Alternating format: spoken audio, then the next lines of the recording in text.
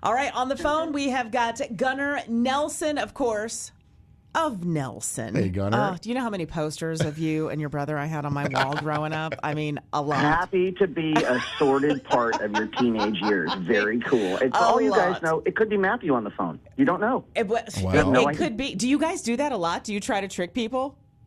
No, we don't do that. We used to do that back in the day, but we Matthew, it was a different time. It was before cell phones, okay? So you had culpable deniability at all times. You weren't tracked, no photographic evidence, and, we didn't have to fool anybody. We just, it was kind of like a party line. It was fun back then. I love that. The 80s were a different time, you guys, as you know. Don't we know? It was. Well, speaking of getting you guys confused, is it true that when you were babies, your bracelets got switched and your sister, she was a toddler at the time. She was like, no, these are the wrong babies. And you guys had to go to the hospital to get that. You are going deep, Sandra, like deep into our book, What Happened to Your Hair. That's like chapter 1, and it's true. I almost grew up as a Matthew, and he almost grew up as a Gunnar. And to be honest with you, for the people that know us, they know how wrong that would have been. So, but it was Tracy, our sister Tracy. Back in the day, they had a candy striper apparently remove our bracelets when we were born to get us all cleaned up, and put the bracelets on the wrong twin. And our sister Tracy, who was 4 at the time, was inconsolable. She's like, no, that's Matthew, that's Gunnar. And she would not stop throwing a fit until they checked our footprints that they took right after we were born, and she was right. She was right. Wow, wow. Good on her. That's a real sister right there. That's right. All right. Well, we've got you guys coming to town June 13th at the Celestia Theater. Of course, we've got tickets to give away, so keep listening for that. This is very cool because it's just you and Matthew. You guys are doing an acoustic show. Oh, cool. We are. Well, this is something that Matthew and I have always started out doing from the very, very beginning for a very good reason. When our first record came out, which was the After the Rain album, was 1990, and the whole Milli Vanilli scandal had just happened the year before. Yeah. And they saw the two of us coming along, and they thought we were Milli Vanilla. Oh, no. So we had to go to radio stations all over the country for 6 straight months before we even released the record, doing morning radio with the 2 acoustic guitars, trying to sound like we've been up for hours, and just singing and doing the whole banter thing. And we did the same thing on MTV. This is before MTV Unplugged. We actually hosted a lot of MTV and went in and out of commercial breaks with our acoustics. It's something that has opened all of the doors for us, and it's a great show that we absolutely love doing. It allows us to connect more with the audience. We can tell more stories, make people laugh. At least I can cut on Matthew a little bit. But it's a way that we can actually play all of the Nelson family hits in a really elegant, seamless way. So you not only have After the Rain, Love and Affection, More Than Ever, Only Time Will Tell, To Get Back to You, but you also get our dad's hits, which is Traveling Man, Hello Mary Lou, Poor Little Fool, Lonesome Town, Garden Party, of course. Mm-hmm. And it's our favorite show to do. That's awesome. That's awesome. All right. So me and Sandra were sitting here and we were chatting before the interview happened. And I'm a huge John Cena fan. Okay. I'm a wrestling fan. We were told that, of course, you guys were on Peacemaker, as we know. And we were like, okay, let's kind of watch the music video because we haven't really watched that. And there is a Northeast Ohio tie that both of us kind of stopped us in our tracks. Shocked. And we saw Neil Zaza. We had no idea that Neil Zaza was your guitarist. We stopped. I'm like, I know Neil. He's been on the show 100 times. I have him in my cell phone, and I texted him like, what the heck, man? Well, I mean, what a brilliant guitar player, right? Yeah. But it's more like, actually, we're basically Neil Zaza's backing band. Is that funny? Because he's a star. He's such a great guy. What a great guitar player. And yes, absolutely. And you're referring to a couple things I want to address. One, it was called Full Nelson. It was the finale episode of season 2 of The Peacemaker. We had no idea that James Gunn, my favorite director, was a Nelson fan. We got basically scouted at a Nelson show. He sent his whole staff down to check us out and wrote the whole episode around the Peacemaker's character having his first kiss with his love interest. That they'd had tension for 2 whole seasons. And it was an amazing thing. We shot for 2 days down in Savannah, Georgia, and James Gunn himself directed the video the way we used to do it back in the day. 6 cameras, a Luma crane, a dream come true. And I got to tell you something, as a John Cena fan, he was the coolest freaking guy. I was about to ask you. A lot of times you're like, you don't want to meet your heroes. That guy was awesome. Wow. So Yeah, he really was very, very cool. But, I mean, truly, it was a dream. It's kind of like launched a whole bunch of other things. We just got back from headlining a festival in Milan, Italy, and we shot 2 videos there. We've got a new Nelson record coming out in January on the Frontiers label, and I got to say, it's the strongest Nelson record we've ever made, and that includes After the Rain. I'm really excited for this one. I love that. Well, of course, I texted Neil and I'm like, all right, well, Neil, what do you want me to ask? And he said that you actually changed his entire life musically by letting him borrow your guitar. The I saw V. Neil Zaza up on stage, the rock god he is, and he was playing this puny little kind of like Fender-style guitar and playing these blazing licks. And I went, man, if anybody deserved to rock a flying V on stage, it's Neil Zaza. You got to change. And he did. And by the way, it reminds me, he still got my freaking guitar. I want that back. I'll text him back when we're done. That's funny. All right. Well, you guys got the acoustic show coming to the Celestia. And then you also just released, not too long ago, you and your brother both wrote an autobiography, What Happened to Your Hair, which is a question you guys get a lot because you cut that gorgeous hair Why of would yours. you do such a thing? But you guys still have beautiful hair, just not all the way down to your butt. But you tell all the stories. I mean, growing up in the whole, your grandparents, of course, were Ozzie and Harriet. Mark Harmon's your uncle. You've got, Ricky Nelson is your dad. When you were growing up, there had to have been just oodles of celebrities all around you. Was there ever somebody that was just like a regular in your house that you didn't realize how cool it was until you were an adult?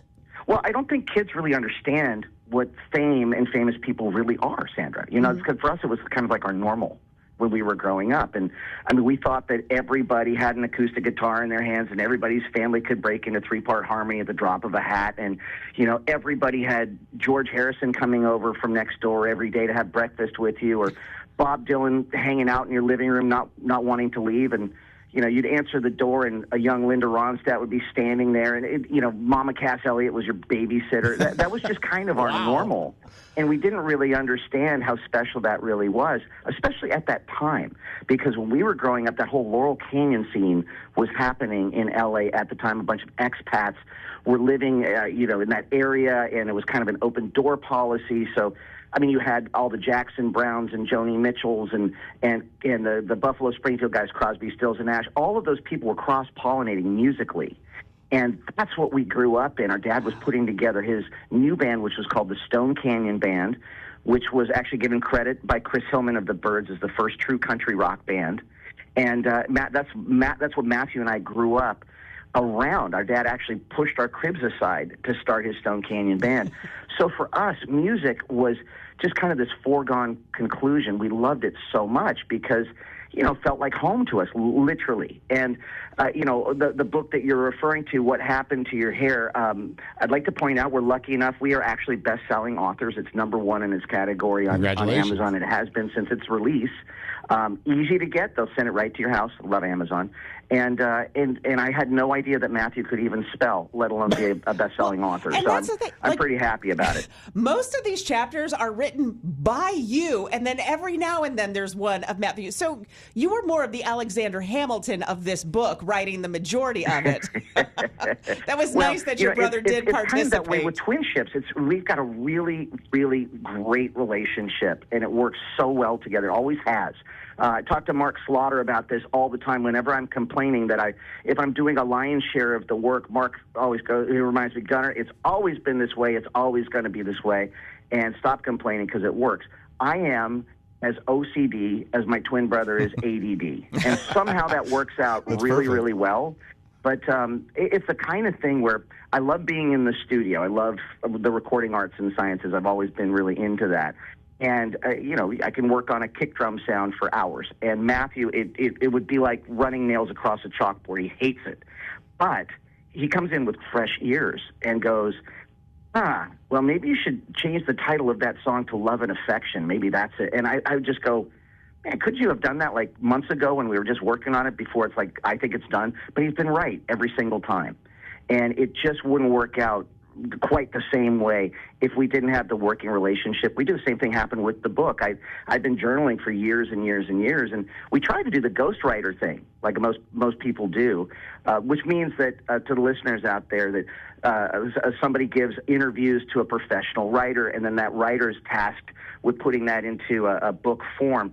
And we tried doing that, and we got the first pages back from our ghostwriter, who was very talented, and it read like an instruction manual. There was no vibe to it at all. So we realized we were going to have to do it ourselves. And when you read the book, you'll understand the whole tone of the book is very Matthew and Gunnar, and the theme is what it's always been with Nelson's. We're tough and we're funny. And that's the way the book kind of reads. I mean, for example, the quotes on the back of the book, most people put their superlatives on the back and go, Matthew Nelson is the greatest person since people. We didn't. We actually put the best of the worst quotes on the back. So it starts out with, I was married to their father. I am not impressed. Mom. It's that kind of tone throughout the book. It's going to make you laugh, but we definitely take you on a wild ride. There are no safe spaces, and it's a book written by Gen Xers for Gen Xers. What can I say? Oh, that's great. That's great. Okay, so, you talk about writing a book, but when it comes to writing music, you guys are no slouches, obviously. So let me ask you this. When it comes to the song Love and Affection, obviously, I'm sure you've been asked a million times about it, but I always like to know, especially, this is one of your biggest hits. It's definitely one of your lasting hits, for sure. Did you guys know that it was going to be a hit when writing it? Did you guys, you had it down and you were like, this is the one? Or was it kind of like, well, and you kind of went to the next one? What did you feel when you wrote it? That's a great question, man. And I've asked that a lot to people. When Zeppelin did, let's say, Stairway to Heaven, and they were listening to it back in the studio for the first time, did they know that it was going to be as big as it was?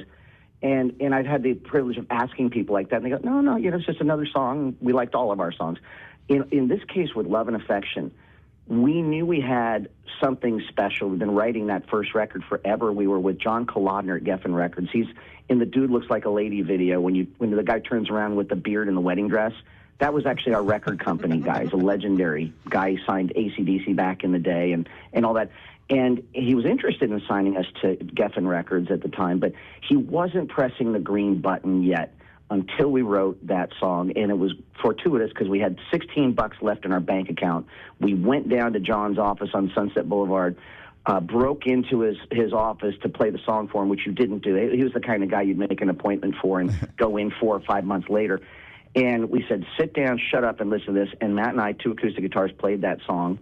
He closed his eyes through the whole thing. We thought he was going to yell at us and got done with it. And then it was like out of a movie, picked up the phone and said to someone on the other end, the Nelson deal's a go. He knew it. We knew it. We actually recorded that song 3 times before we got it right. It almost wound up on the cutting room floor, but we pushed for it. And we worked with the same guy who wound up doing Tragic Kingdom for No Doubt, a sonic genius named David Holman. And it turned out great. And he mixed it as a pop record, not necessarily a rock record, because we wanted to go for the Hot 100, the top 40 that everybody knows about, the Billboard Hot 100 chart. And you'd have some rock records there, but mostly they were, kind of like crossing over at the time to pop. And you know what? We definitely had a feeling, but it took a lot of work to get it absolutely right, and we're glad that we didn't quit on it because, like I said, the record company at some point said, you guys have recorded this twice, you don't like the way it sounds, let's just move on, and we fought for it, and I'm glad we did, obviously. Great. Wow. Thank you. Well, Gunnar, thank you so much for taking time with us this morning. Looking forward to the show. It is next weekend, June 13th at the beautiful Celestia Theater in downtown Wadsworth. Tickets are available, of course. We got the free ones all this week, and we're looking forward to the show again. And what's really cool, even though we love us some Neil Zaza, but Neil gets to sit this one out. It's just you and Matthew and your guitars on stage the way it started, doing that acoustic show, and I love that. Well, if Neil's not in China, I'll have him jump on stage, I promise. He'll make an appearance. But I got to tell you guys, I'm so grateful to you guys and to all the listeners out there for giving us the greatest job in the world. All I ever wanted to do was make music, which the book will attest to. It's just something that has always been just the driving force in our life. You've made it possible. Here we are all these years later. Matthew's freaking old. And we're still out there. We're doing it. And I just want to let you guys know we're going to have an absolute blast at the Celesta. And if the show sucks, it's Matthew's fault. Such brothers. Such brothers. I love it. Thanks, Gunnar. We'll see you at the show. Thanks, guys. Appreciate it.